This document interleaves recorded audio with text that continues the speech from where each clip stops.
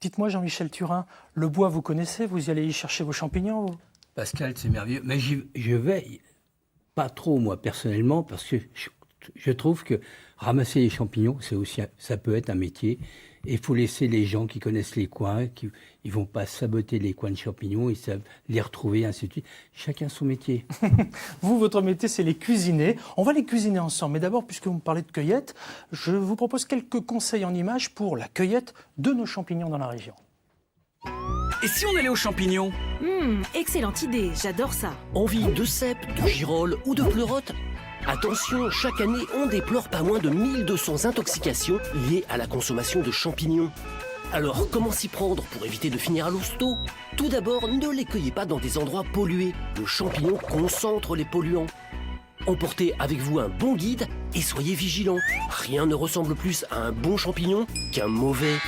Dans le doute, ne ramassez que ce dont vous êtes sûr. N'utilisez pas de sac en plastique, ça accélère le pourrissement. Et ne mélangez pas vos champignons, un vénéneux pourrait contaminer les bons.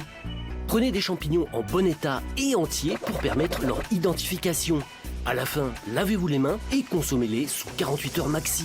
Si vous n'êtes pas sûr de votre cueillette, montrez-la à un pharmacien ou à une pharmacienne. Ils sont formés pour cela. Et si dans les 12 heures qui suivent votre magnifique poêlée de champignons, vous vous sentez mal, une seule chose à faire, on appelle illico le 15 ou un centre anti-poison.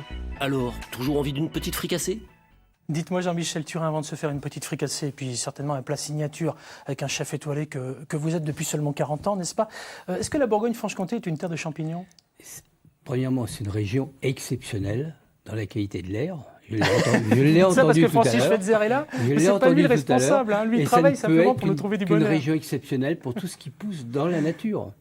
Voilà. Et gardons-la comme ça, la Franche-Comté, la Bourgogne-Franche-Comté. D'accord. Dites donc, Francis, justement, pour vous renvoyer la balle finalement, je vous voyais avec des yeux vraiment très gourmands sur les champignons. Vous cueillez les champignons, vous? Chercheur amateur, effectivement. J'ai Quand passé vous mon dites week-end. chercheur amateur, c'est-à-dire que vraiment vous y allez. J'apprécie me balader en forêt, dans les prés, être en harmonie avec Dame Nature. Et puis l'objectif, c'est revenir avec quelques champignons, avec une diversité de champignons. Et là, franchement, c'est vraiment que du bonheur. Ouais, le meilleur des conseils que vous puissiez donner pour ceux qui cherchent les champignons dans notre région, c'est quoi?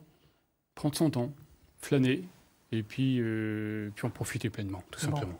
Bon, on va oublier la pollution, hein, et par contre, on va se focaliser sur nos amis les champignons avec vous, Jean-Michel. En ce moment, c'est la saison qui commence. C'est le démarrage à fond, là. Voilà, depuis 3-4 jours, 5 jours. Et on découvre que c'est le démarrage parce qu'on a plein de coups de téléphone de ramasseurs qui nous proposent des champignons. Et à l'heure actuelle, on est prêt à dire stop, stop, stop. On ne va pas devenir une conserverie de champignons. Voilà, Pascal. On en voit quand même beaucoup là, des champignons à l'image. Vous nous avez amené plein de champignons. On ira les retrouver tout à l'heure pour peut-être les cuisiner. Mais encore une fois, quand on pense champignons, je ne sais pas ce que vous en pensez. Alors vous, c'est un mauvais exemple parce que vous êtes le spécialiste champignons. Mais vous, Stéphane, à travers vos périples, moi je pense tout de suite aux cèpes. Vous pensez à d'autres? Ouais. Cèpes, bolets, etc. Ouais. C'est merveilleux, c'est croquant. Faut les prendre très petits quand même. Hein. Plus ils sont gros, c'est plutôt du cèpe pour faire des crèmes de cèpe, des potages, mais des tout petits cèpes, les petits cèpes bouchons, c'est ce qui est recherché. Par contre, c'est très long à récolter. Hein, Il faut savoir quand même que chez vous, en Haute-Saône, à Grès par exemple, il y a, et on en avait parlé sur France 3, je vous envoie sur les réseaux connectés de France Télévisions, il y a une culture de morilles. C'est incroyable ça. Exceptionnel et quasiment unique en France. Il y a un agriculteur qui comprenait que tout compte fait faire de la viande de qualité, il avait du mal à s'en sortir. Et il s'est lancé depuis quelques années dans la culture de morilles.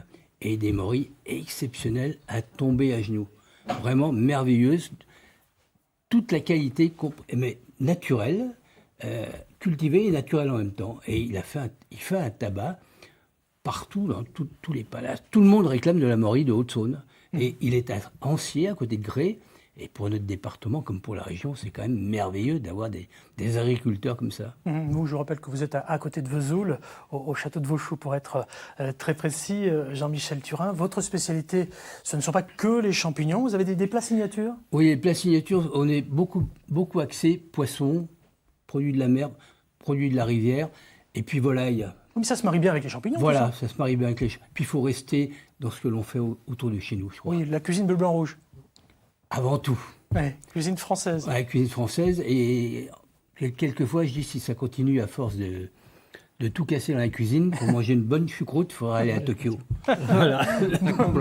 Alors, on va rester, n'en déplaise à l'aventurier que vous êtes, Stéphane, hein, en Bourgogne-Franche-Comté, parce qu'on y est bien, après tout, même si on a un temps moyen en ce moment. C'est pas grave, on va garder le soleil sur France 3 avec vous, Jean-Michel, et quelques idées de recettes, le temps d'aller se déplacer là-bas, et peut-être aussi le temps d'écouter Janine, qui avait une question à nous poser au 0805 383 383. Je vous conseille d'être très attentif, Jean-Michel, c'est pour le cuisinier que vous êtes. On l'écoute.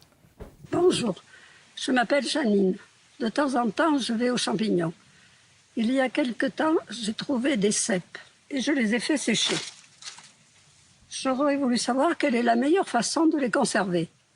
Peut-être vaut-il mieux les congeler. Alors, merci Janine pour votre question déjà, hein, parce qu'elle est sympa. 0805 383 383, vous pouvez le faire. On va peut-être vous mettre le numéro Facebook, tiens aussi, pourquoi pas. Allons-y, le petit panneau Facebook et l'adresse s'il vous plaît, pour que vous puissiez intervenir. 0805 383 383 et les matins de France 3 Bourgogne-Franche-Comté. Alors on va répondre à Janine.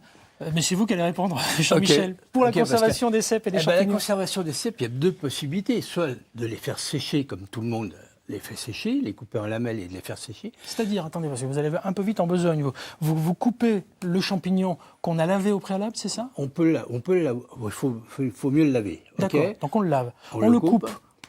Et on met les tranches de cèpes sur des grilles et à faire sécher tout simplement. Et après, on les rassemble dans un sac pour éviter que la poussière vienne sur les cèpes.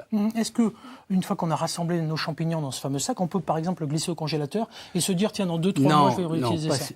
Une fois qu'ils sont séchés, on les laisse au sec, mais on les met surtout pas au congélateur parce que le congélateur va apporter de l'humidité. Voilà, c'est tout. Très bien. Regardez-moi tous ces champignons que nous avons là. Autrement, le cèpe, on peut le surgeler. Bien le nettoyer, le couper en morceaux, faire n'importe comment. Beaucoup de ménagères le savent. On le coupe, on le lave, on le coupe en morceaux, on le met dans des sacs, on le surgèle et on conserve X temps et on fait des crèmes de cèpe, des crèmes de bolé. Avec un bémol quand même, parce que vous n'aurez jamais le même goût que le cèpe tout frais à ramasser et cuisiner dans la foulée. Hein. C'est vrai, c'est vrai. Et puis on n'aura jamais la même image que d'avoir été le chercher dans les bois. Très bien. Allez, parlez-moi un petit peu de tout ce qu'on a là, parce qu'il y a plein de choses. Il y a des bolets, il y a des cèpes, les trompettes de la mort, il y a plein de trucs. Les trompettes, les chanterelles grises. Ouais. On les voit là, j'espère, les chanterelles, voilà. Tout ça là. Oui. Montrez-moi tous ces champignons. Alors, faites-nous rêver là. La chanterelle traditionnelle, lavée simplement sautée au beurre. La toute petite girole qui pour nous, c'est le plus beau champignon. Ouais. Bien sûr. On va le montrer. Allez, on va montrer Eric. Voilà. C'est compliqué à ramasser parce que c'est long. Mais ça a beaucoup de goût. Simplement sauter au beurre, une petite pointe d'échalote. Ensuite, la plus grosse. Donc, nous, on est partisans de la laver, la couper en deux et de la servir comme ça, de bien montrer les tranches de girole. Voilà. Jean-Michel Turin, le conseil du jour, le chef du château de Vauchoux.